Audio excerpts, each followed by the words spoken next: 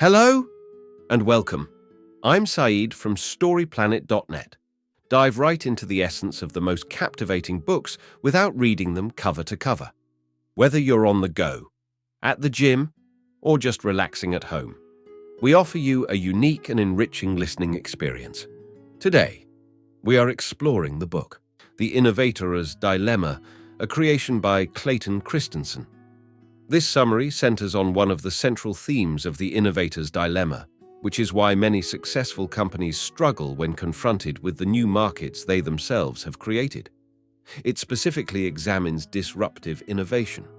Before we delve into these revelations, it's interesting to note that Clayton M. Christensen, who sadly passed away in 2020, was a distinguished professor at Harvard Business School and a highly respected researcher in the field of management. He authored multiple books and contributed to over 100 articles. The Innovator's Dilemma, one of his notable works, was recognized by The Economist as one of the 6 most influential business books ever written. With 3 key ideas to unveil, brace yourself for a deep dive into this captivating book. On StoryPlanet.net. To start, this text is about the key concept of economics and how it can benefit individuals. The concept of disruptive innovation has long-lasting power in business cycles. It originated from Joseph Schumpeter's idea of creative destruction in the 1940s and was further updated by Clayton Christensen in his book, The Innovator's Dilemma. The book predicted the impact of innovation on the economy before it became widespread. Examples of disruptive innovation include Uber and Amazon. Key idea number 1. The text is a question asking who would need cheap radios. In the early 1950s, the United States was experiencing economic prosperity and increased disposable income. Companies like RCA and Zenith were selling expensive vacuum tube music consoles, which were popular and high quality. However, Sony, a small Japanese firm, had a different vision. They obtained a license for transistor technology and released a portable transistor radio in 1955. Although the sound quality was poor, it appealed to teenagers who could not afford expensive consoles. This allowed Sony to gain a foothold in the market. Over time, transistor technology improved, and by the time it became attractive to affluent consumers, Sony had already established dominance, leaving companies like RCA and Zenith unable to catch up. Key idea number 2. Convenience is prioritized over quality. The key point of the text is that established companies often lose to upstarts because they fail to capitalize on breakthrough technologies they have developed. These breakthrough technologies are typically developed in the well-funded R&D departments of big companies. However, these technologies are often initially worse than what already exists, leading the established companies to dismiss them. The upstarts then enter new markets that value portability and low cost over quality, and these new markets end up being highly profitable.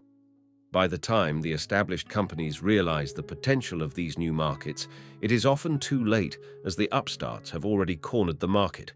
Ignoring these new markets and focusing on improving high-margin products can also lead to bankruptcy if the shoddy low-end products created by upstarts improve and become attractive to customers. Key idea number 3. Gillette is facing a dilemma because traditional masculinity, which their brand has been built on, is being challenged in society. They have generated controversy with their recent advertising campaigns that promote inclusivity and challenge gender stereotypes. This has resulted in backlash from some consumers who view these ads as an attack on traditional masculinity. However, Gillette also recognizes the need to adapt to the changing cultural landscape and appeal to younger customers who value diversity and inclusivity. This puts them in a difficult position as they try to navigate these competing demands and maintain their market share. Sustaining innovation improves existing products, while disruptive innovation creates new markets.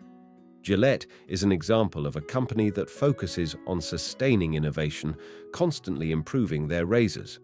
However, disruptive innovation has emerged through companies like Dollar Shave Club and Harry's, offering simple and cheap razors with home delivery, challenging Gillette's dominance.